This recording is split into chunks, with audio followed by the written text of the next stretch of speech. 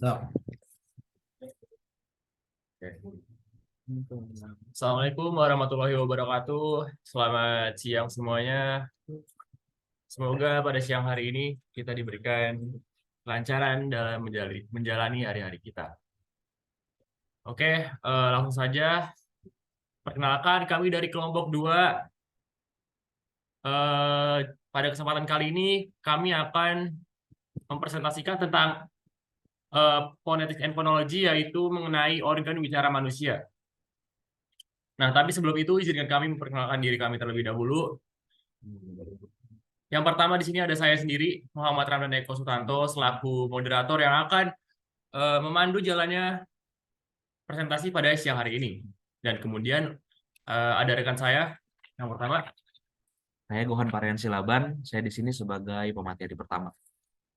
saya Muhammad Dabai Zulhaq, saya sebagai pemateri. Ya, lanjut.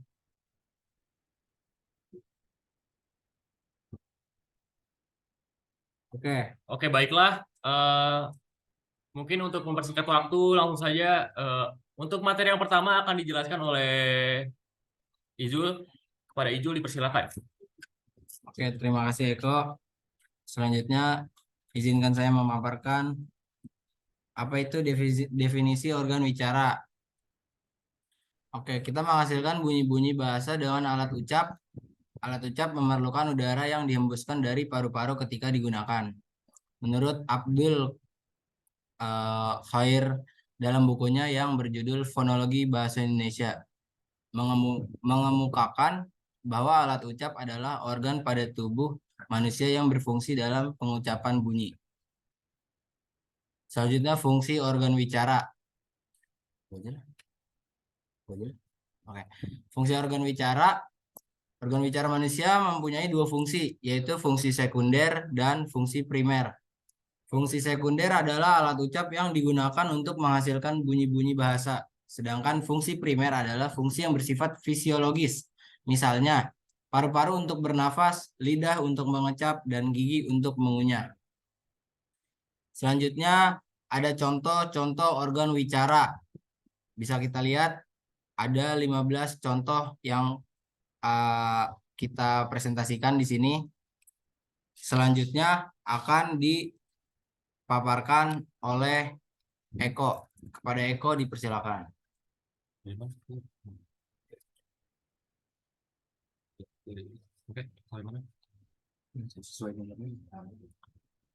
Oke, baik. Untuk yang pertama akan saya jelaskan, yaitu paru-paru. Paru-paru adalah sumber arus udara yang merupakan syarat mutlak untuk terjadinya bunyi-bunyi bahasa. Namun, perlu diketahui bahwa bunyi-bunyi bahasa dapat juga dihasilkan dengan arus udara yang datang dari luar mulut. Kalau arus udara yang datang dari paru-paru disebut arus udara, dan kalau udara yang datang dari luar itu disebut dengan udara ingresif. Nah, kemudian yang kedua ada laring. Laring ini merupakan pangkal tenggorokan dalam sebuah rongga pada ujung suara pernapasan, yang di ujungnya ada sepasang pita suara. Pita suara ini dapat terbuka lebar, terbuka agak lebar, terbuka sedikit, dan terbuka tertutup. Sesuai dengan arus udara yang dihembuskan, sesuai keluarnya udara. Celah ini diantaranya adalah pita suara yang disebut glottis pada glotis yang awalnya terjadi bunyi bahasa dalam produksi bunyi bahasa manusia tersebut. Nah, kemudian yang selanjutnya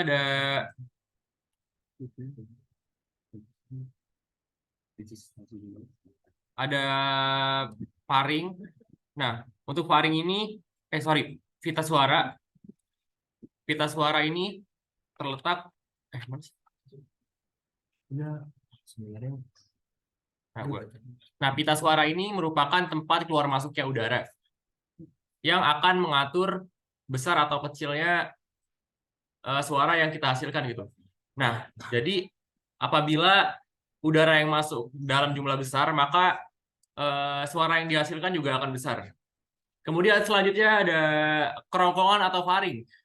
Faring ini adalah rongga kerongkongan yang terdapat di sebuah rongga yang terletak di antara pangkal tenggorokan dengan rongga mulut dan rongga hidung. Lalu kemudian yang selanjutnya ada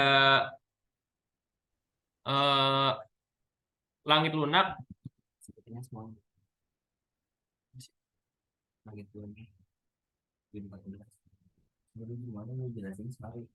Ya, di sini ada langit lunak di nomor 14 ya. Mana sih? Ini ya. Nah, jadi langit lunak ini adalah bagian ujung yang disebut dengan uvula, dapat naik turun untuk mengatur arus udara keluar maupun melalui rongga hidung atau rongga mulut. Uvula akan merapat ke dinding faring kalau arus udara tersebut masuk melalui rongga hidung atau rongga mulut. Mungkin dari saya cukup. Kemudian untuk yang selanjutnya akan dipaparkan oleh Gohan. Ya, terima kasih Eko atas waktunya. Saya akan melanjutkan materi penjelasan atau contoh organ wicara. Jadi selanjutnya itu di nomor 8 yang kalian lihat di bagian sini. Itu ada ujung lidah apex atau depan lidah apex. Dalam pembentukan bunyi-bunyi bahasa, langit-langit keras berlaku sebagai artikulator pasif yang diam dan tidak bergerak. Yang menjadi artikulator aktifnya adalah ujung lidah atau apex atau daun lidah laminum.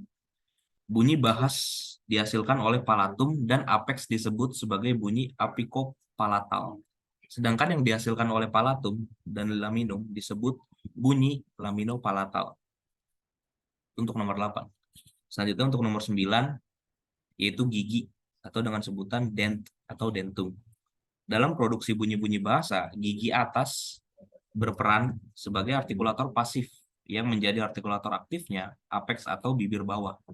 Bunyi yang dihasilkan oleh gigi atas dan apex disebut bunyi apikodental, dan yang dihasilkan oleh gigi atas dan bibir bawah disebut bunyi labiodental.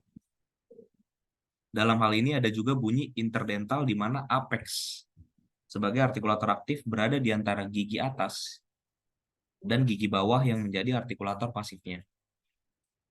Selanjutnya untuk nomor 11 dan untuk nomor 12, bibir bawah dan bibir atas, dan labium dengan sebutan yang sama, bibir bawah dan bibir atas, sebutannya sama, labium. Dalam pembentukan bunyi bahasa, bibir atas bisa menjadi artikulator pasif dan bibir bawah bisa menjadi artikulator aktif. Bunyi yang dihasilkan disebut bunyi bilabial seperti bunyi B dan bunyi P. Bibir bawah bisa juga menjadi artikulator aktif dengan gigi atas menjadi artikulator pasifnya. Lalu bunyi yang dihasilkan disebut bunyi labiodental dari kata labium dan dentum yang disatukan. Jadi disebut labiodental. Selanjutnya penjelasan di nomor 10. Untuk nomor 15, kita loncat langsung nomor 15, yaitu rongga hidung di sebelah sini. Nose cavity. Bunyi bahasa yang dihasilkan melalui rongga hidung disebut bunyi nasal. Bunyi nasal ini dihasilkan dengan cara menutup rapat-rapat arus udara di rongga mulut dan menyalurkan keluar melalui rongga hidung. Yang ada dalam bahasa Indonesia adalah bunyi nasal bilabial. Yang kita tahu itu M. Bunyi nasal apikeovealoal atau N. Bunyi nasal lamionapalota N. Dan bunyi nasal dosovelar N. Itu contoh organ wicara 15 contoh organ wicara dengan penjelasan dengan bagian-bagian yang sudah kita tunjukkan. Selanjutnya saya akan serahkan kembali ke moderator. Oke, baiklah teman-teman. Berdasarkan materi yang telah kami paparkan barusan, di sini juga kami telah menyimpulkan hasil dari materi yang telah kami sampaikan. Nah, jadi organ wicara manusia adalah sistem yang kompleks yang melibatkan beberapa bagian tubuh yang bekerja sama untuk menghasilkan suara dan berkomunikasi dengan orang lain secara jelas. Nah, jadi apabila salah satu dari organ wicara yang kita miliki tidak bekerja dengan baik atau memiliki gangguan. Salah satu contohnya yaitu semisal dari salah satu organ di organ wicara kita ada yang terkena penyakit, salah satunya kalau eh, kita sedang terkena radang tenggorokan. Nah, itu kan nanti itu yang terganggu kan hanya satu organ wicara ya. Nah, tapi yang akan terganggu itu malah ke suara kita, yang hasilnya suara kita tuh nggak akan terdengar terlalu jelas karena salah satu dari organ bicara tuh tidak bekerja dengan baik. Nah, itulah alasan mengapa seluruh organ bicara yang ada pada tubuh kita itu memiliki kesinambungan antara satu sama lain. Nah, kemudian organ bicara manusia melibatkan 4 komponen utama, yaitu yang pertama ada paru-paru sebagai tempat menampung udara yang masuk melalui mulut kita. Kemudian pita suara yang berfungsi sebagai jalur keluar masuknya udara ke tempat paru-paru, kemudian lidah untuk mengatur bentuk suara yang kita inginkan. Nah, kemudian yang terakhir ada bibir. Bibir ini sendiri berfungsi untuk menutup dan membuka saluran yang akan masuk ke dalam mulut kita. Sehingga apabila eh, apabila keempat komponen ini ada yang memiliki gangguan, maka suara yang kita hasilkan tidak akan sesuai yang kita inginkan gitu. Pastinya akan ada ketidakjelasan yang suara kita hasilkan. Ya mungkin cukup sekian pemaparan yang kami sampaikan. Untuk selanjutnya, mungkin kami akan membuka sesi tanya jawab mengenai materi yang telah kami paparkan barusan. Nah, untuk pertanyaannya sendiri, kami hanya membuka untuk 3 pertanyaan, yang mana tiap kelompoknya itu hanya diberi kesempatan 1 pertanyaan. Mungkin untuk yang ingin bertanya bisa langsung saja untuk raise hand.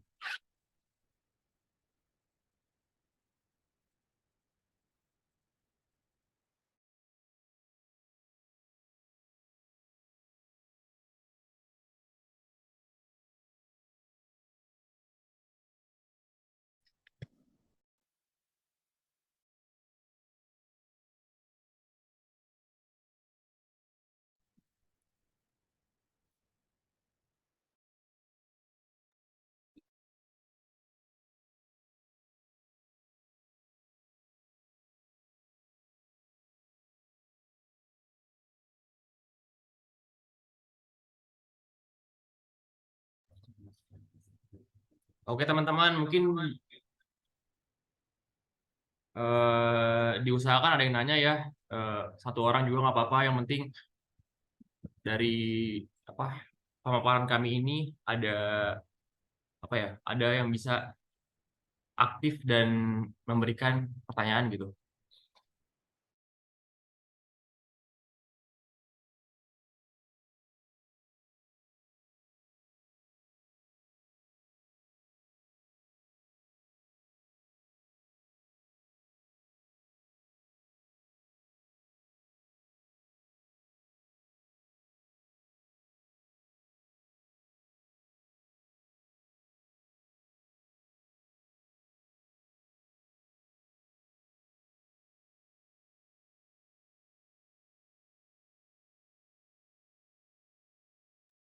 Ya, punten teman-teman, ada yang pengen nanya atau enggak?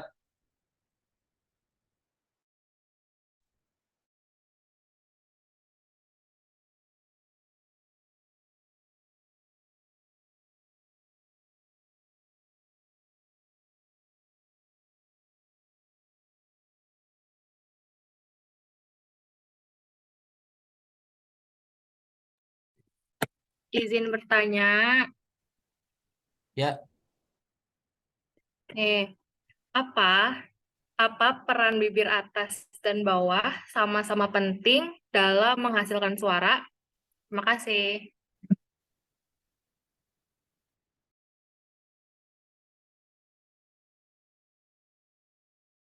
Oke, baik. Izin untuk menjawab ya. Itu kan tadi pertanyaannya, apakah bibir atas dan bawah itu sama-sama penting dalam organ bicara ya?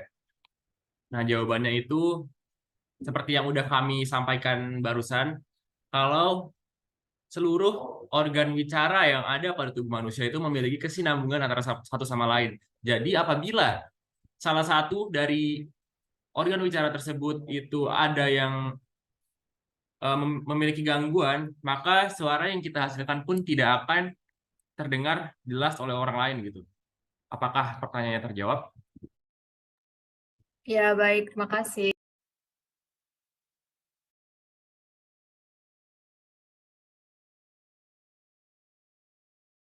Kita break azan dulu sebentar ya guys.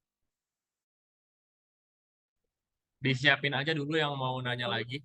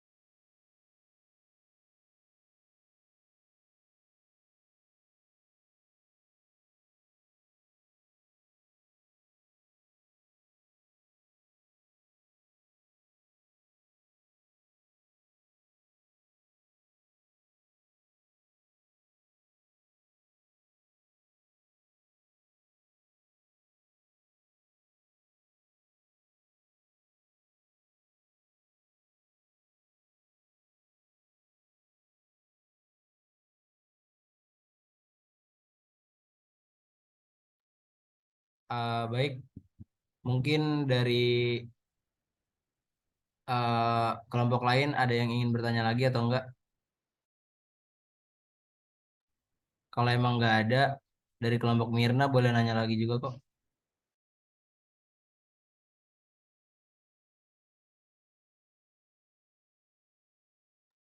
Mungkin dari kelompok Indra, apakah ada pertanyaan? Mary, Ii, Aspa, Nabila.